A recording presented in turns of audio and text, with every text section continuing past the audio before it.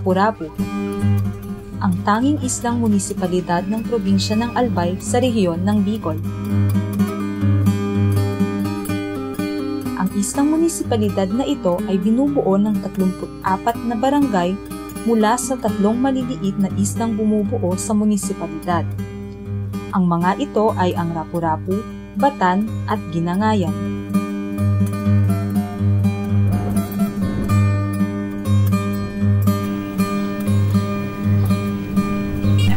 Ang Rapu-Rapu kasi, mostly ng mga barangay sa Rapu-Rapu, isa lang ang nasa Aklan. So, lahat sila coastal areas.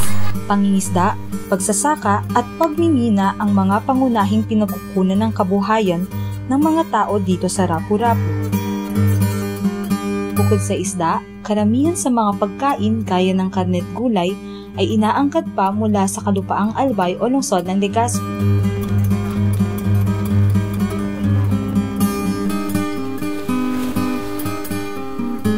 Ang Rapu-Rapu ay lantad sa samut-saring ambang panganib. Ito ay vulnerable sa tsunami, pagguho ng lupa, storm surges, malalakas na hangin, bagyo at pagbaha. Tinatayang 56 na kabuuang bilang ng kabahayan ay gawa sa mahinang klase ng mga materyales, dahilan upang maging mas vulnerable ang mga ito sa mga malalakas na hangin at bagyo. Ito kasing Rapu-Rapu bali nagiging, lalo na pagka may kalamidad, nagiging isolated ito, kaya nga medyo mahirap dito ang communication sa amin. Mayroong mga barangays na may signal kung communication ang pinag-uusapan natin. Pero may mga barangays din po na walang signal. Ang kuryente namin dito hindi pa stable. Nagsisimula siya alas 4 hanggang alas 12 ang gabi. Yun lang ang talagang schedule. Medyo kalimitan na ang brownfield. Kasi lalo na pagka maulan, pinuputol nila ang kuryente. Yun ang mahirap sa amin pagka masama ang panahon. Kasi talagang putol ang transportation namin dito pagka may masamang panahon. Lalo na pag may bagyo. Dahil sa kakaibang kondisyon at mga limitasyon sa paraan ng pamumuhay sa mga islang ito, kinakailangan nila ng mga matalinong pamamaraan upang matukoy ang magiging lagay ng panahon nang hindi masyadong nakaasa sa teknolohiya. Meron na mga iba-ibang technology, pero sa lugar namin dito, hindi kami nakakasiguro palagi na nandyan yun. Siyempre, kakapit pa din kami doon sa sinaunang paniniwala. Kasi yun na lang ang pwede namin maging alam para makapaghanda kami sakali kung may mga kalamidad. Ay, tutog ka. Ibalik mo na ito. Kunwari, ali ka na sa ikaw. Salat sa mga modernong kagamitan, karamihan sa mga mamamayan ng Rapu-Rapu ay bumabaling at tumitingin sa mga pagbabago sa kanilang pisikal na kapaligiran at mula dito ay gumagawa ng sariling palatandaan ng mga kapanahunan. Sila ay mulat sa mga pagbabagong nagaganap sa kalangitan at paligid pagkat dito rin nila binabase ang mga gawain nila sa araw-araw. Pag nakakakita po kami ng bagari sa Pacific, maiksi lang, ay nagbibigay yun sa amin ng sinyalis na lalakas yung hangin o kaya ang alon.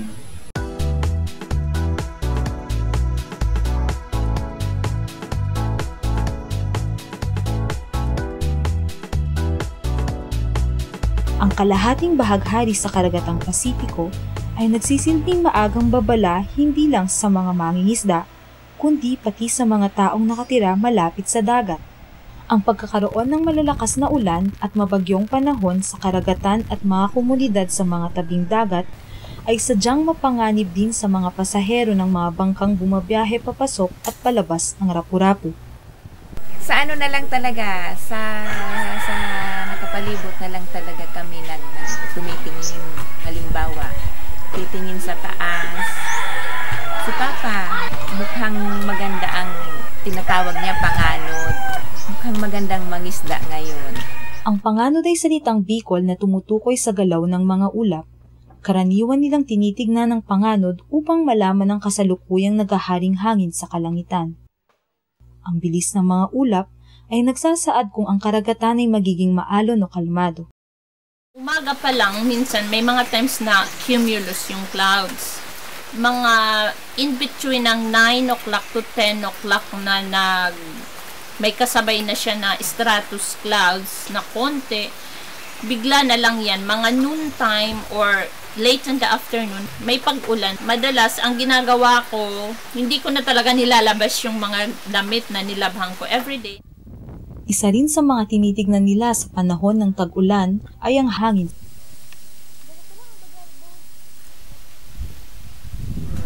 Pagka dumarating ang kapanahonan ng habagat,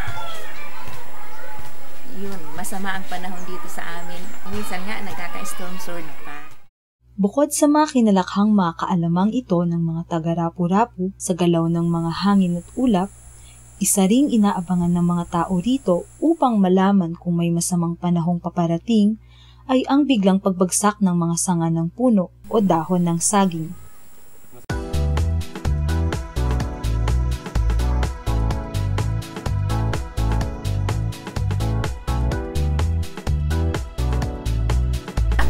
Naobserbahan ko yun. Nang panahon na darating yung remain, really maganda ang panahon, pero nadinig pa namin yung sanga na talagang napuputol, tapos nahulog siya. Then, after few days talaga dumating yung remain. Nang tamaan ng barangay ng Morok-Borokan ng Bagyong Reming noong 2006, sinasabing ilang araw bago dumating ang aktwal na bagyo, ang karagatan daw ay nagbigay ng malakas na amoy ng isda. Sa madaling sabi ay nangamoy malansa. Ito daw ay nangyayari kahit pamantirik na tirik ang araw. Ang malakas na amoy na ito ay tumatagal ng isang araw at nawawala naman sa kalakasan ng bagyong darating.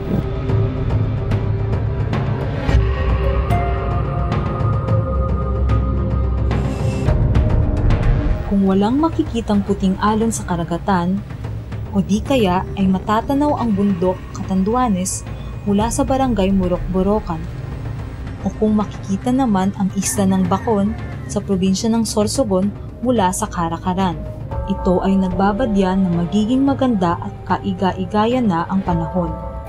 Sa mga pagkakataong ito, maaaring magpatuloy ang mga mangingisda sa paghuhuli upang matugunan ang mga pangangailangan ng kani-kanilang mga pamilya pagkat magiging maganda ang lagay ng panahon. Palibhasa'y karamihan ng mga mamamayan dito ay mangingisda, natututunan na din talaga nilang intindihin ang magiging kalagayan ng panahon sa pagtingin at pakikiramdam hindi lamang sa kalangitan o kapaligiran, kundi pati na rin sa mga kahayupang nakatira sa dagat. Kapag lalabas daw yung ahas dyan sa dagat, yung tinatawag nilang walo-walo, yung mga in few days na may darating na masamang panahon.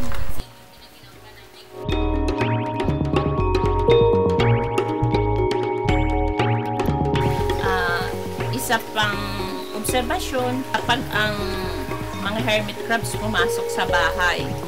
Kung ang mga hermit crabs at kabibe naman ay gumagapang ng pulu-pulutong, ito ay senyales ng nagbabadyang mga higanteng alon o storm surges at pagbaha.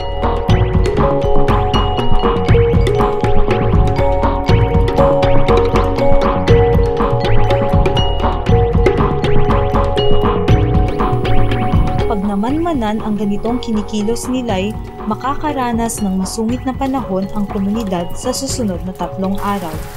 Palatandaan nito na kinakailangan ng maghanda ng mga tao para sa kanilang kaligtasan. Yung pato na lumilipad ng mataas tapos medyo malayo, nangyayari pa din yun sa amin dito.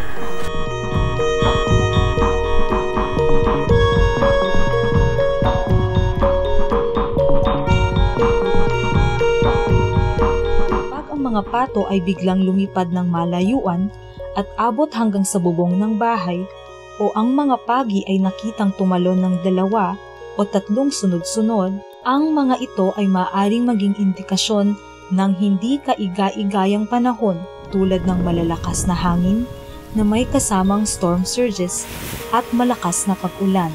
Mararanasan ito sa loob ng 3 araw hanggang 2 linggo matapos mamalas ang ganitong kaibang kilos ng mga pato at pagi.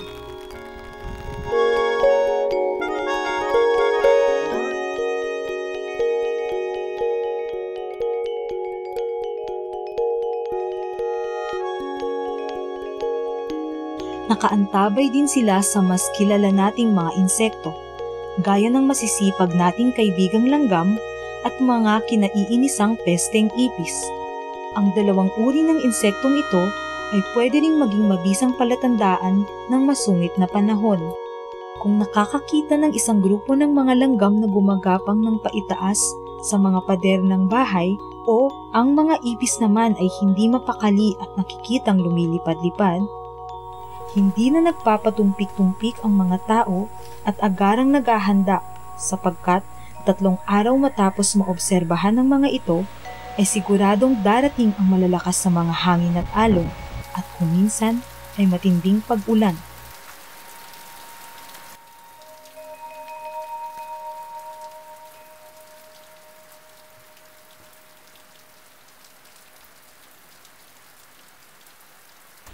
Ang pabago-bagong lagay ng panahon at mga matinding epekto nito sa pangkabuhayan at supply ng pagkain ay nagbunsod din upang sila'y makapag-isip ng mga malikhaing pamamaraan upang makapaghanda sa banta ng disaster. Pag may mga bagyong dumarating, pag signal number 1, ito po ang ginagamit ko, bodyum.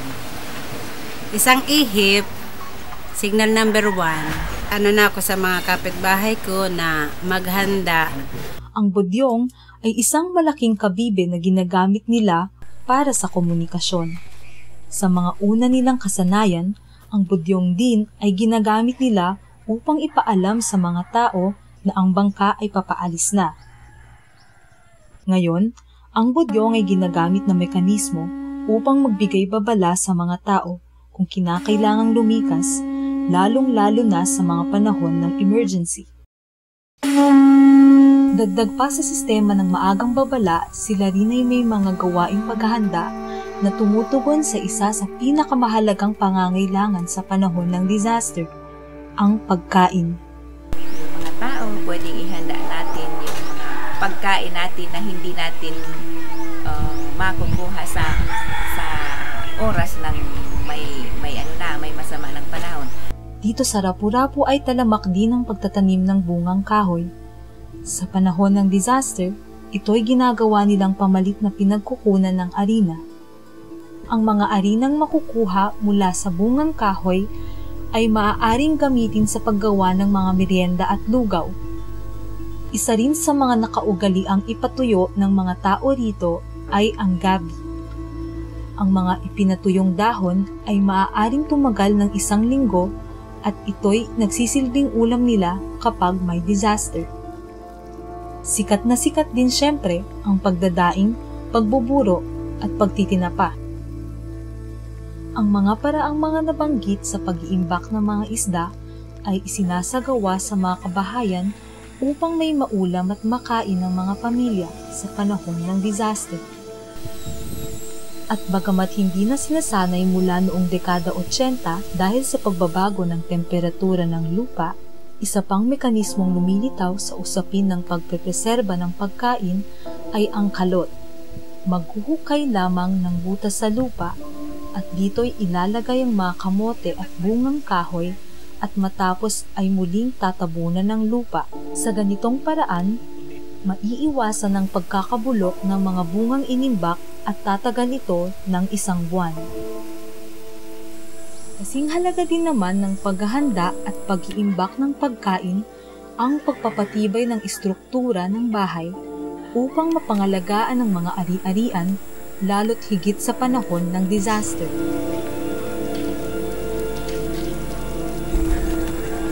Isang kaugalian dito Bago pa man dumating ang bagyo, ay ang pagtatali sa mga haligi, bubong at iba pang parte ng bahay sa matitikas na puno, matibay na poste at malalaking bato. Ito ay tinatawag nilang banting. Ito ay ginagawa upang maiwasan ang pagkakatanggal ng mga bubong o pagbuho ng mga haligi dahil sa mga malalakas na hangin. Sa disenyo ng mga bahay, palasak din ang pagkakaroon ng bintaas o ang malayop na espasyo sa bahay sa pagitan ng kisame at bubong. Sa mga regular na araw, ang bintaas ay nagiging silid na tinatambakan ng mga malalaking kagamitan sa bahay. Sa ilan, ito rin ay nagsisilbing tulugan. Dagdag pa sa pagkakaroon ng pampatibay sa istruktura ng bahay, ang bintaas ay nagiging pansamantalang proteksyon ng pamilya kapag nalipad ang bubong dahil sa bagyo. Pwede pa itong protection dun sa baba. Kahit na medyo tulot-tulot lang kayo sa baba, okay na kayo, hindi kayo maaano masyado. Konting test lang naman, wala na yung bagyo. At least hindi kayo naaano.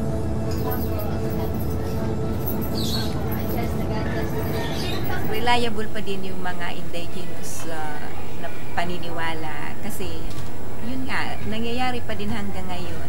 Hindi mo na kailangan na maghihintay ka pa na bigyan ka ng impormasyon galing sa Pag-asa na ganito yung magiging panahon bukas.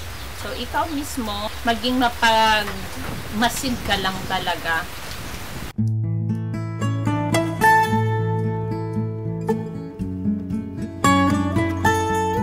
Totoo nga ang mga katutubong kaalaman ng mga ito ay mahalaga hindi lamang para sa paghahanap buhay at pag-iimpok ng pagkain, kung hindi para din sa mga kaligtasan ng mga pamilyang piniling manirahan sa mapaghamon na klase ng pamumuhay na meron sa Rapu-Rapu.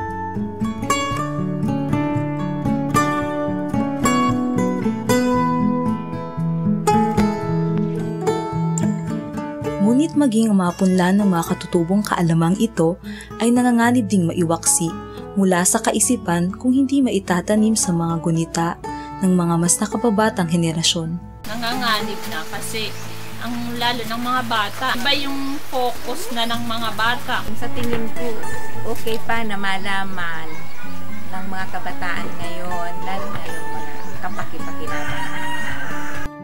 Kinakailangan lang sigurong maging mas aktibo ang mga mas nakakaalam sa pagpapakalat ng kanilang mga nalalaman. May mga medyo nakakabata po sa akin na nanonood sa amin, na nakikinig po sa amin. Kahit hindi may na po pinapaabot sa kanila, nalalaman po naman nila ganito pala ang sinyalis ng panahon kung maganda o kasama. O isangkot ang mga ahensyang pwedeng makatulong para sa pagpapalawig nito. Ang advocacy sa DepEd ngayon na talaga yung gender orientation sa mga bata, sa mga teachers. Pero on indigenous knowledge, hindi pa masyado. Pero ilan-ilan lang na part din sa disaster preparedness namin, meron na. Kinakailangan pa talaga ng mas malalim na pag-aaral at pagmamasid sa ating kapaligiran upang mas maintindihan ang mga mensaheng ipinapaalam sa atin nito, lalo na sa mga panahon ng disaster at bantang panganib. You can say it's unscientific all you like, but still it's empirically validated. So I think the problem is one for the scientists. Further investigation from the scientific community could also add to better understanding of the links. Or maybe some of the links have not really been explored. Pero ngayon may climate change na rin. Kasi pag ulan, sobra ng ulan. Pag init, sobra ng init. So, ito na naman ngayon ang ino-observe namin para hindi na rin kami nahihirapan kung sakali. Tingin ko kasama yun doon. Kailangan ding may ipakalat pa, hindi lang sa mga taga-Rapu-Rapu, kung hindi, pati sa mga iba pang mga namumuhay sa mga baybaying dagat na maaari ding makinabang mula sa mga katutubong kaalamang ito para sa mas ligtas, maunlad at matatag na komunidad. Mas maganda din talaga na i-share na pwede siya talagang basehan. Hindi lang tayo kailangan umasa sa makabagong teknolohiya kasi ang makabagong teknolohiya hindi naman 100% talagang eksaktong-eksakto. Pero mas kung bibigyan natin ng pagtingin yung ating kapaligiran, mas umi-eksakto pa nga kaysa dun sa makabagong teknolohiya. So, yun yung para sa akin.